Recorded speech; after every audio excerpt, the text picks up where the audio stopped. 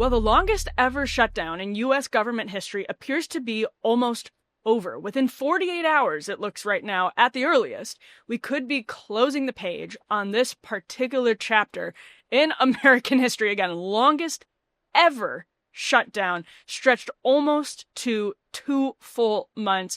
Paychecks missed for federal workers, some of whom are worried that they may not actually end up even getting back pay. I think it's likely that they will, but this was a source of major anxiety for federal workers, for anybody who had to travel on an airplane, particularly in the last couple of weeks. I have all of the details because Democrats are in open revolt over the deal to actually end the shutdown. Remember, subscribe over on undercurrents.tv for the full premium experience of the show. Subscribe wherever you get your podcasts, and of course on YouTube as well. Now, let's go ahead and take a look here at a couple of videos from leading Democrats who are outraged over Senator Schumer's handling of the end to the shutdown. Now, to be very clear before we toss to the clips, Senator Schumer is not one of the Democrats who voted with Republicans to pass a funding package. Now, remember, that's why this is, unlike other government shutdowns, a Democratic shutdown. Democrats are the ones in the minority withholding their votes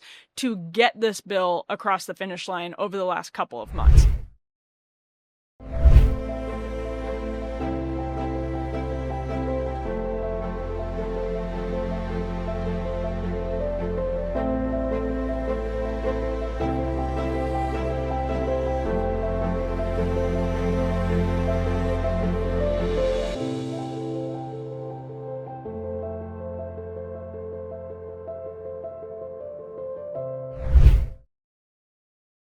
So now a group of senators, more moderate senators, so think of a John Fetterman, a Jeanne Shaheen, voted with Republicans. Democrats are upset that Schumer, according to the reporting, either sort of gave a wink-wink approval for these Democrats to vote with Republicans, or the other possibility here is he was just incapable of keeping his caucus together, voting as a bloc in a way that continued the shutdown until Republicans capitulated on those Biden-era Affordable Care Act health insurance subsidies that Democrats were hoping to squeeze out of Republicans. So let's go ahead and take a look here at Senate candidate Graham Plattner in Maine, who has definitely become a cause celeb, particularly on the progressive left. And we're then going to look at more moderate Senator Chris Murphy of Connecticut as well. Good morning, everyone. Graham here.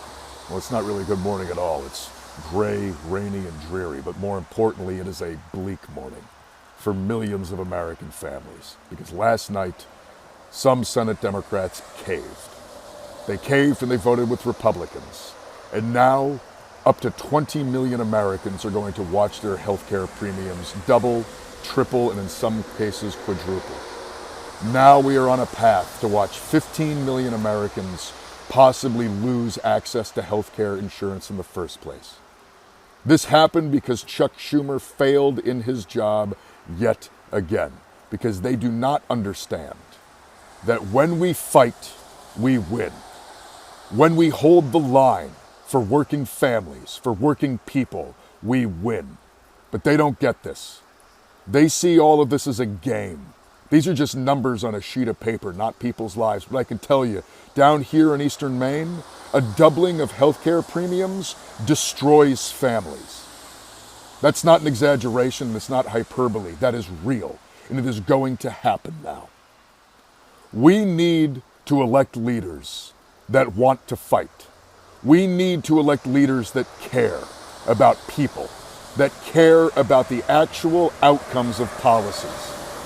That is why I am asking all of you, call in today. Call your senators, call your congresspeople, call your senators and tell them that Chuck Schumer can no longer be leader. Call your congressmen and tell them that they cannot vote for this when it comes to them on Wednesday. We need to fight back. But sadly, until we elect more Democrats that understand that fighting is what we need to do, we're going to find ourselves in this position over and over and over again. Well, listen, I think we have a lot of work to do. This is not an acceptable way for our caucus to operate. Just a handful of 8 or 9 or 10 Democrats crossing over regularly with Republicans. We've got to show some solidarity if we are going to save this republic. We have got to find a way to stay united. House Democrats are also apparently very upset at Schumer and Senate Democrats for voting to end this shutdown. Now, the bill has to go to the House of Representatives, and that's when things will finally be ending. That's when you kind of are able to say it looks like this is, imminently ending. But within the next couple of days, that step appears to be possible, that the bill will actually end up in the on the House floor, because Speaker Johnson has to bring it to the floor. And so that's where things stand right now. But we have covered the eerie parallels between this moment for Democrats and the Tea Party moment for Republicans, which importantly culminated in a populist billionaire television host, Donald Trump, taking over the Republican Party. That's what has happened on the right over the course of the last 10 years.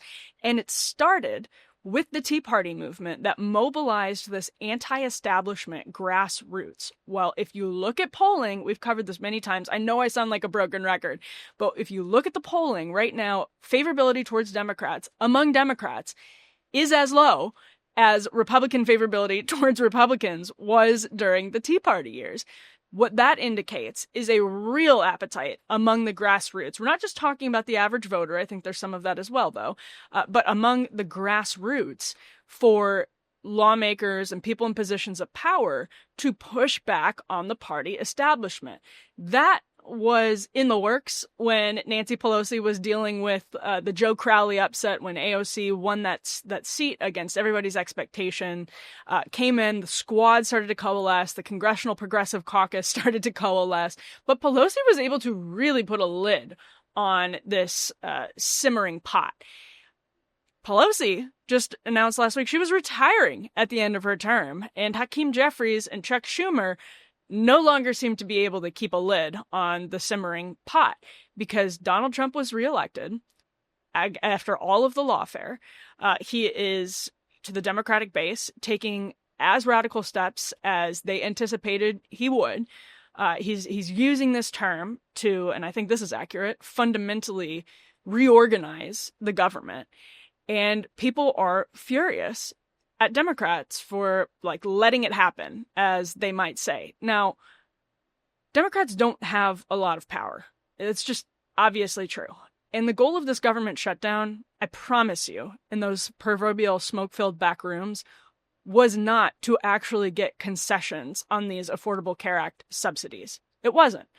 They did not expect that to happen. What they wanted to have happen was Schumer and Jeffries go out in public, look like they have spines of steel, that the Democratic Party is doing exactly what the grassroots wants it to do, that they are putting their bodies on the line to stop Donald Trump from remaking the federal government. That's what they wanted to do. It would be a shot in the arm for the grassroots, fundraising, all of that. This is what Republicans did during the Tea Party years when they orchestrated government shutdowns by withholding their votes, sometimes from Republicans. But that was what it did. And it actually was a real shot in the arm. It did mobilize the grassroots. And I think we actually just saw that happen in the last couple of months on the left. People like Jennifer Welch, who were already ascendant, are seeing their power skyrocket because they're saying things against Chuck Schumer, against Hakeem Jeffries, and against the Democratic Party establishment. And when you have somebody who's not just, your typical leftist, people like Welch, people like there's actually a lot of good examples that have come out recently, but if you look at the kind of Pod Save America coverage, we're not just looking at leftists anymore, Bernie types who are upset. We're looking at kind of your center-left folks. And what's happened is they've shown, they did their Big No Kings rally. They've shown that they want to completely change the tone of the Democratic Party's grassroots and its media. Indie Dem media is surging, much like indie conservative media was surging during the Tea Party years. And so if you're Chuck Schumer and Hakeem Jeffries, if you're at the Democratic National Committee right now, you should be looking at all of this and saying what the Republican Party did in 2012 after Mitt Romney lost the presidential election was put out this now infamous autopsy calling for more moderate positions on immigration and social issues. And that attitude, not just the autopsy itself, but that attitude is what thrust Donald Trump into power, because the grassroots of the Republican Party was sick of being told by their kind of betters, by the gatekeepers in Washington, D.C., that they were wrong to oppose a border wall and oppose all of these immigration policies, the Gang of Eight bill being one really good example, that they were wrong to keep talking about social issues. They were sick and tired of hearing that. And guess who capitalized on that backlash? It was Donald Trump. He completely knocked over, it was like a bowling game in the 2015-2016 Republican primary debates, knocked them down one by one, all of the other candidates who very much were of that mentality, which has been obliterated in the decades since. And so if you are sitting at the DNC, you should be looking at that as an example and saying, what is the equivalent of how the RNC bungled this and created room? Because the DNC, of course, doesn't want some left-wing populist. They've tried very hard to keep Bernie Sanders out of power. They don't want a left-wing populist to come in and start undermining them. So what do they do? What do they do in this situation? Or is it too late? Honestly, I think it might be too late. It seems to me it's very possible that the cat is out of the bag. The momentum is, at least for the near-term future, with the progressive left. Just as you saw with, Mikey Sherrill winning that New Jersey gubernatorial race by calling for utility freezes. This is considered a moderate Democrat calling for utility freezes after seeing Zohran Mamdani defeat Cuomo, the ultimate Democratic establishment figure, on an affordability platform. That's not just an affordability platform. That's a progressive left platform. At least it's gesturing at a progressive left platform compared to where your typical normie moderate Democrat was until recently. So this is if you are at the DNC, you've had the alarm bells going off with AOC, with Zohran Mamdani, with arguably the BLM protests in 2020, with what happened in higher education, places like Evergreen State, where you had leftists, people who were Bernie sympathetic getting protested by students on college campuses. DNC paid very little attention to any of that until recently. They're realizing, well, we are not trusted by the kind of Democratic Party grassroots, the grassroots left anymore. And we can't manage that distrust because now it's past the tipping point. So I think that's what this government shutdown showed. I mean, it's genuinely about to end. And I think what it showed is that it's not just the Democratic Party creeping towards a Tea Party moment. The Tea Party moment on the left is absolutely here. And it's going to sweep people like Chuck Schumer out. Hakeem Jeffries looks, maybe he'll be able to cling to power because they don't have a lot of really great options to replace Hakeem Jeffries in the House. Pelosi sort of groomed Hakeem Jeffries, and there aren't other people who have gone through those fundraising ranks. It's like technical and in the weeds type stuff when you're thinking about who can ascend to Democratic leadership. It's not just like, oh, let's put the most popular, best small dollar fundraiser there, even though maybe it should be. It's not how it works in DC. So I do think this wave is going to sweep some of those big figures out and some of these new figures like a Graham Plattner in.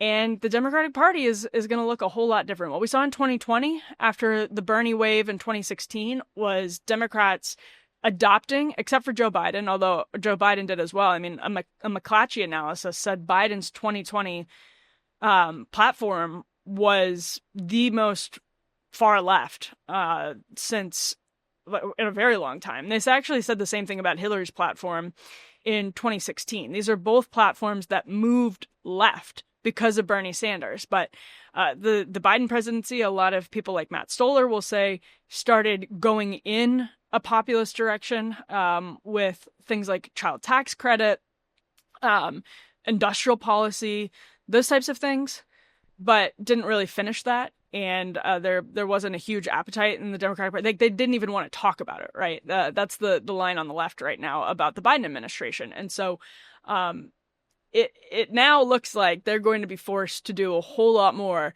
than just gesture at with these platforms, policies inching closer and closer to Bernie, to the left. I really think that this wave is sweeping out the old. We'll see. I mean, the old is very, very powerful. The Democratic Party apparatus has clung to power longer than the Republicans were able to, and that's because, in some ways, it's right by design.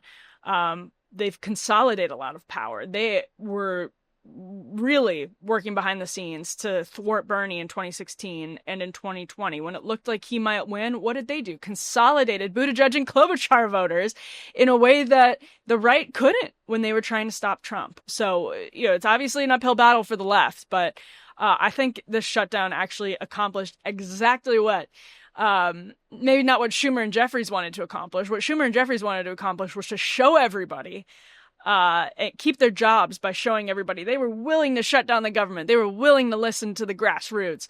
But I think what actually ended up happening, very Tea Party coded, is that they showed the grassroots is powerful enough to take them down. So some little analysis here as we see the government shutdown coming to an end. Thank you so much for tuning in. Remember to subscribe over at undercurrents.tv. Subscribe wherever you get your podcasts and over on YouTube as well. We'll be back with more soon.